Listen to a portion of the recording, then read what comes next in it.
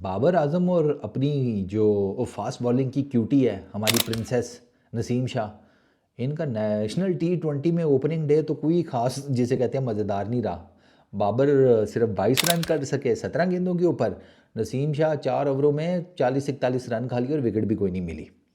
हाँ मतलब क्यूटी का ना कम से कम ये चल रहा था पहले, इंजरी से पहले, कि क्यूटी जो है ना वो नसीम शाह क्यूटी हमारा प्रिंसेस है, वो तुम्हें नहीं पता है वो बस। अब वो ना बॉलिंग जो है ना वो बीच बजाव करा ही लिया करता था, ठीक है ना।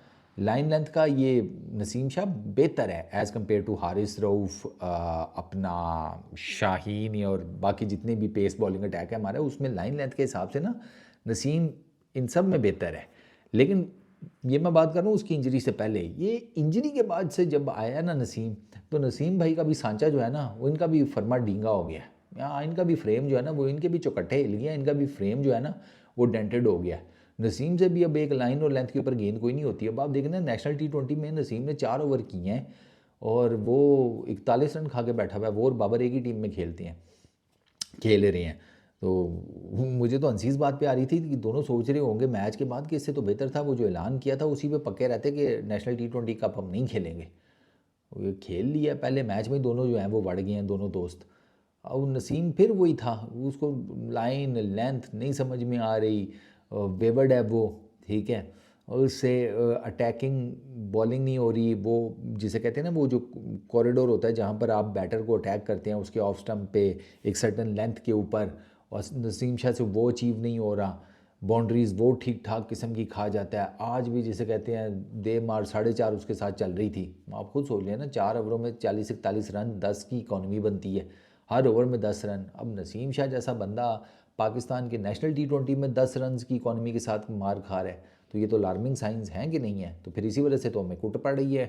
देखो बैटिंग के फॉल्ट्स अपनी जगह पर हैं, लेकिन हमारी बॉलिंग भी कोई इतनी खास नहीं है। अब वो चक्कर यही है कि वो चूँकि अब वो फ्रेंचाइज बेस्ड सेग्रीगेशन हो गई है, तो वो हर फ्रेंचाइज के जो है ना फैंस, वो अपनी फ्रेंचाइज के बॉलर को सेव कर रहे होते हैं कि बैट्समैन कुछ कर लेते तो इसके पास रन्स होते, तो ये है तो वो है। वो भाई रन्स हैं भी तो वो कौन सा हो रहा है। तो ये जो पहले बॉलिंग करके 300-350 खा रहे हैं, वो उसमें बैटिंग का कहाँ से कसूर है, उसमें तो बॉलिंग से स्टार्ट हुआ है काम। पहले बैटिंग की और रन्स ना हो और आप कह रहे हैं डिफेंड करो, वो तो फिर समझ में आता है कि चलो ज्यादती है इनके साथ। लेकिन जहाँ पर आप पहले बॉलिंग कर रहे हैं और 300-350 का फटा खा रहे हैं, वहाँ पर आप किसी को क्या वो देंगे। नसीम शाह का थोड़ा सा ना मुझे ये लगता है कि उसने वेट भी, खैर पहले तो उसने ठीक ठाक वेट गेन किया हुआ था, अभी भी मुझे लग रहा है कि उसने वेट जो है ना उसका भी उस लेवल का श्रेड नहीं हुआ जिस लेवल का वो था। ये असल में ये सारे फारग हुए हैं आफ्टर इंजरी।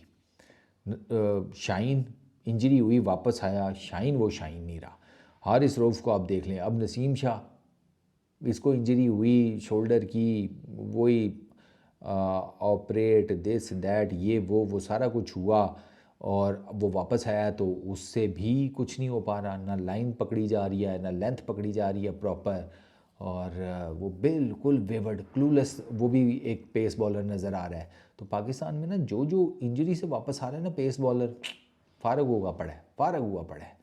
और वो फिर अल्टीमेटली और कुछ नहीं होता तो वो नसीम शाह के वो 2019-20 21 का वो जो टाइम फ्रेम है ना, स्पेशली 21-22 का, वो बस उसी टाइम पे नसीम शाह की जो बॉलिंग है ना उसके क्लिप्स निकाल निकाल के उसके फैंस सोशल मीडिया पर डालते रहते हैं, जुम जुम की वो लगा कर साउंड इफ़ेक्ट्स, कि चलो अभी कुछ नहीं कर पा रहा तो पुराने वक्तों की याद ताज़ा कर लेते हैं। अबे पुराने वक्तों का तो हारमोनियम नहीं चलता अब भाई, दुनिया इतनी तरक्की कर गई है।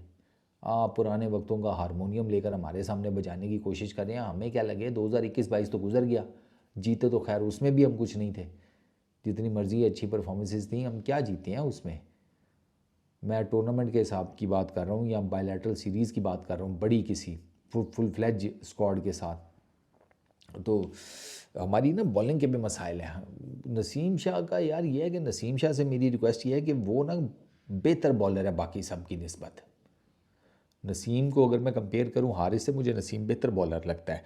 शाइन से कंपेयर करूँ, मुझे शाइन से भी बेहतर बॉलर लगता है। बस नसीम को यह है कि नसीम को ना थोड़ा सा ज़रा अपनी फ़िटनेस के ऊपर काम करने की ज़रूरत है। ये जो टेढ़ी शेढ़े निकला हुआ है ना थोड़ा सा, और निकला हुआ है नसीम का, ये मैं आपको बता रहा हूँ। तो ये थोड़ा अंदर करो, कोई अपना ज़रा स्टेमिना में अपना बिल्ड करो, फिटनेस अपनी 100% करो, और उसके बाद जो है ना कोई प्रॉपर यार मैकेनिज्म के साथ कोई कोचिंग शोचिंग ले करना तो अपनी बॉलिंग की जो लाइन और लेंथ है ना उसके ऊपर वर्कआउट करें। पेस तो नसीम शाह का ठीक है, और थोड़ी ज़रा वेरिएशंस सीखें।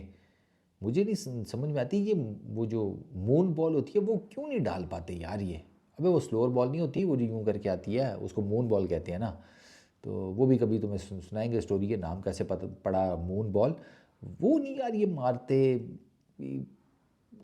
ये स्विंग अच्छी खासी जनरेट कर लेता था नसीम पहले। अब इससे वो गेंद भी उस तरीके से स्विंग नहीं हो रहा। इसका मतलब ये है कि इसका वो रिलीज़ शिलीज़ जो है ना, रिलीज़ वो भी कोई डिस्टर्ब हुआ है इंजरी की वजह से। और ज़ाहिर बात है शोल्डर की इंजरी थी ना, तो शोल्डर की इंजरी आपको फ़र्क तो डालती है। शोल्डर की इंजरी हो गई आपके, ये जिसे कहते हैं टांग शांग की होगी, फ़र्क पड़ जाता है। इंजरी की कोई किसी भी तरह की हो ना, फास्ट बॉलर के लिए वो फ़र्क डालती है। मैं इसीलिए तो वो कह रहा था ना, आपको याद होगा बॉर्डर गवास्कर ट्रॉफी में भी, कि ये तुम लोग बुमराह के साथ बहुत ज़्यादती कर रहे हो, इसका खुदा ना खास्ता कोई रोला हो गया तो फिर गड़बड़ भी हो सकती है। और आप देख लें वो इंजर्ड हुआ, उसके बाद वो देख लें अभी तक वो क्रिकेट में वापस नहीं आया। अभी भी कह रहे हैं कि आईपीएल के भी वो इनिशियल कुछ मैचेस करेगा, नहीं खेलेगा वो। तो ये फास्ट बॉलर्स के लिए मसला होता है इंजरी के साथ, लेकिन कम बैक किया जा सकता है। तो नसीम से मेरी रिक्वेस्ट ये है कि यार कोई अच्छा जो है ना ट्रेनी कोच वोच पकड़ के ना, तो उसके साथ काम शाम करें अपनी बॉलिंग के ऊपर। ये जो आपके एक्स क्रिकेटर्स हैं बड़े बड़े फास्ट बॉलर्स, उनसे कोई टिप्स वगैरह ले, उनको नेट्स में इम्प्लीमेंट करें, और कुछ थोड़ा सा ना ज़रा सर्टन एक हिसाब किताब में आओ यार। क्योंकि आपका हिसाब किताब जो है ना वो ठीक नहीं है, नसीम का भी नहीं है और बाबर का भी नहीं है।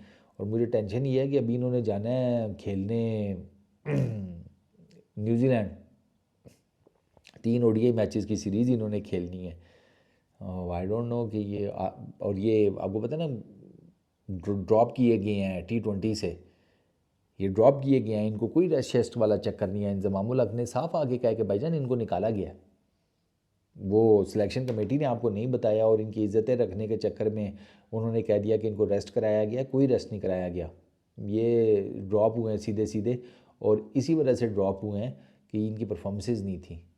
अब अंदाज़ा करो कराची ब्लूज़ के अगेंस्ट वो नसीम जनाब ठीक ठाक किस्म की कुट खा के साइड पर हो गया सऊद शकील की टीम के साथ। सऊद शकील ने बाई द वे 50 मारी है, सही जा रही है। चलो इस वीडियो में इतनी, अपना बहुत ख्याल रखना, नेक्स्ट वीडियो में मुलाकात होगी।